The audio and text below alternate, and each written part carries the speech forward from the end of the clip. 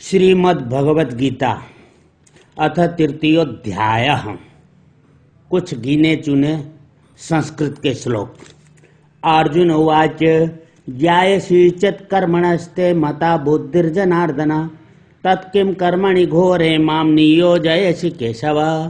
श्री भगवान उवाच लोकेस्मिन् द्विविधा निष्ठा पुरा प्रोक्ता मया नघ ज्ञानयोगेन सांख्यानां कर्मयोगेन योगिनां न हि कश्चित् क्षणमपि जातु तिष्ठत्य कर्मकृत् कार्यते ह्यवशः कर्म सर्व प्रकृतिजैर्गुणैः यस्त्विन्द्रियाणि मनसा नियम्यारवतेऽर्जुन कर्मेन्द्रियैः कर्मयोगमसक्तः स विशिष्यते नियतं कुरु कर्म त्वं कर्म ज्यायो ह्यकर्मणः शरीरयात्रापि च ते न प्रसिद्ध्येद कर्मणः यज्ञार्थात् कर्मणोऽन्यत्र लोकोऽयं कर्मबन्धनः तदर्थं कर्म कौन्तेय मुक्त संगः समाचर।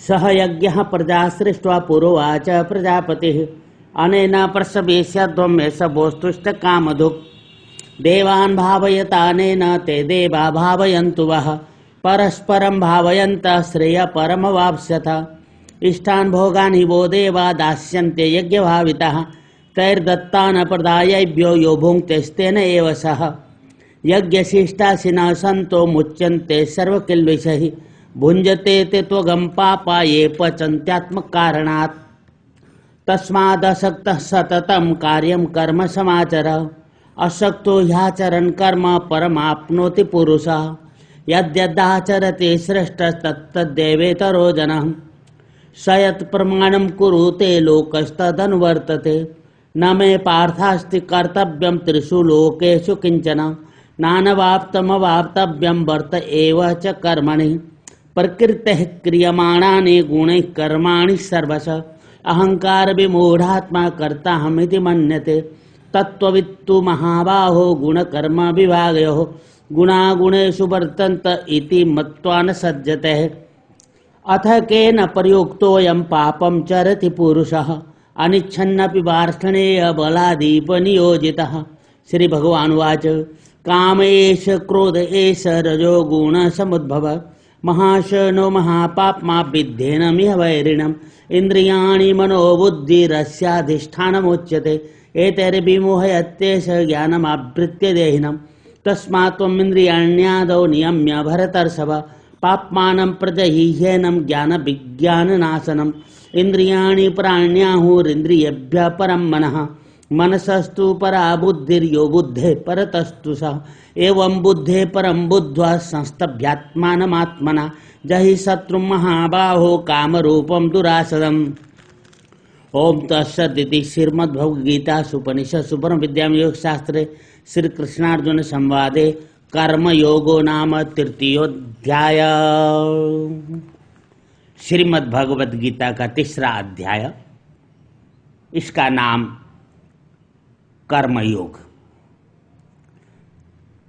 कर्म करते हुए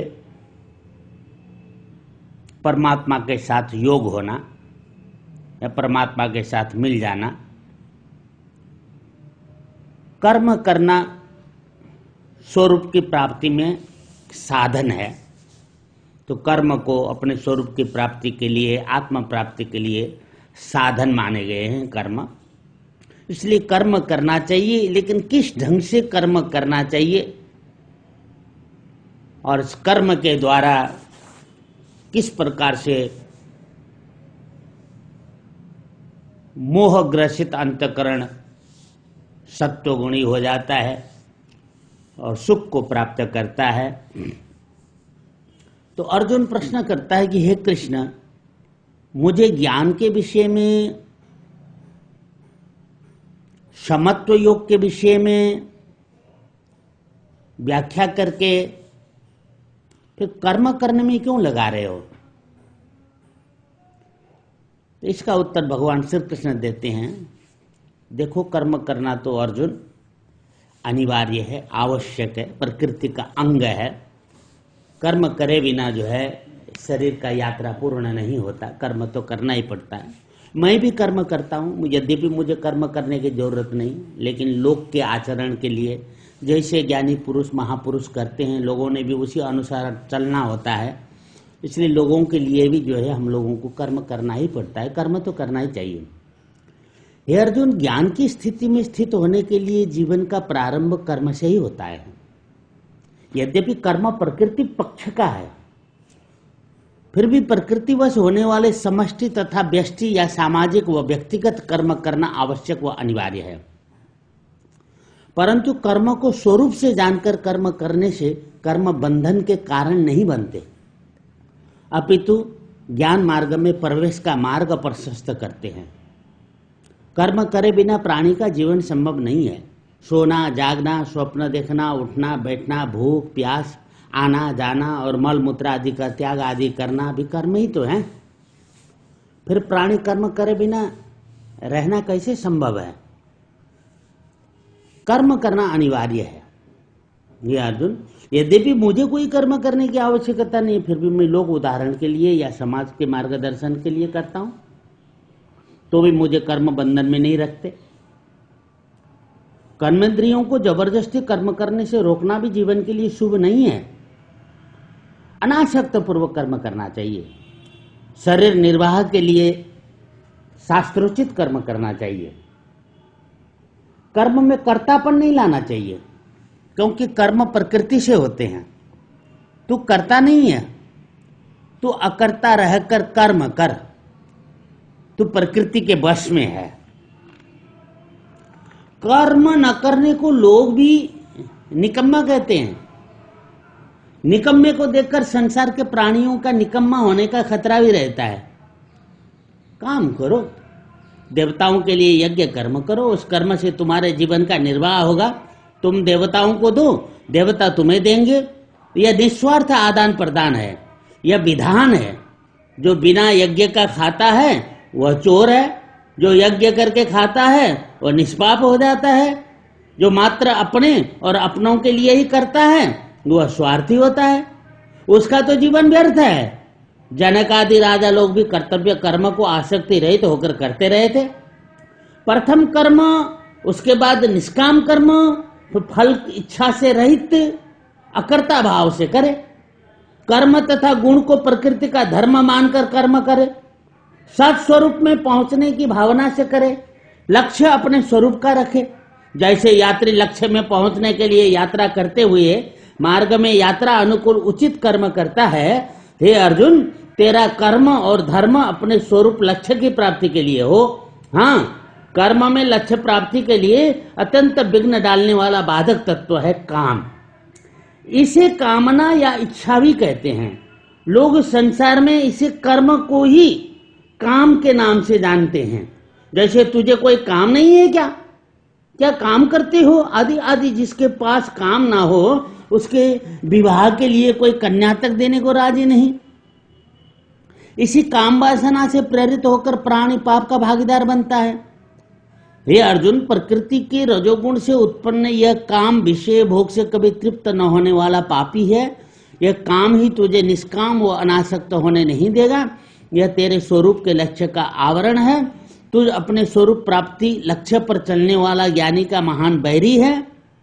यह इंद्रिय, मन तथा बुद्धि में सूक्ष्म से सूक्ष्म रूप में छिपकर रहता है। अतः तू इन ठिकानों पर छापा मारकर इस काम को मार डाल, तभी तुझके द्वारा जो भी कर्म होंगे वह निष्काम होंगे। निष्काम कर्म जीवात्मा के अंतःकरण का मल मोह दुख को दूर करने में सामर्थ्यवान है। यह अर्जुन, तुझे इंद्रिय, मन और बुद्धि से भी परे अपने चेतन स्वरूप में जाना है। उसके लिए काम महान बाधक है। इसे जीते बिना या इसका नाश करे बिना इंद्रिय, मन तथा बुद्धि से निष्काम होना असंभव है। निष्काम हुए बिना मोह दुख से दूर नहीं होया जा सकता। इस समय तू मोह दुख से दुखित है। अपनों के मोह से उत्पन्न दुख से पार होने के लिए निष्काम कर्म यही तेरा कर्तव्य, धर्म और कर्म है। विचार पूर्वक अनासक्त होकर कर्म कर, तो दुख से मुक्त होगा। यही एक उपाय है। यह कर्म योग है। कर्म करो, अकर्तापन होकर के करो, निष्काम होकर के करो, फल की इच्छा को त्याग करके करो। ऐसा करने से कर्म तुम्हारे स्वरूप प्राप्ति के लिए साधन बन जाते हैं। इसलिए कर्म करना तो आवश्यक है, क्योंकि प्रकृति के हैं ये सभी कर्म। और जब तक जो है प्रकृति में स्थित रहता है प्राणी, ये देह भी प्रकृति है, इसलिए देह के द्वारा होने वाले कर्म प्रकृति के कर्म हैं। इसलिए कर्म करना चाहिए, कर्म करते हुए और निष्काम भाव से, कामना इच्छा रहित होकर के करो, ये तुम्हें परमात्मा प्राप्ति का योग बनता है, अंतःकरण शुद्धि का कारण बनता है और तुम्हें मोह दुख दूर करके सुख देने में कारण बन जाता है, साधन बन जाता है। अथ तृतीयोध्याय कर्मयोग। ओम शांति शांति शांति।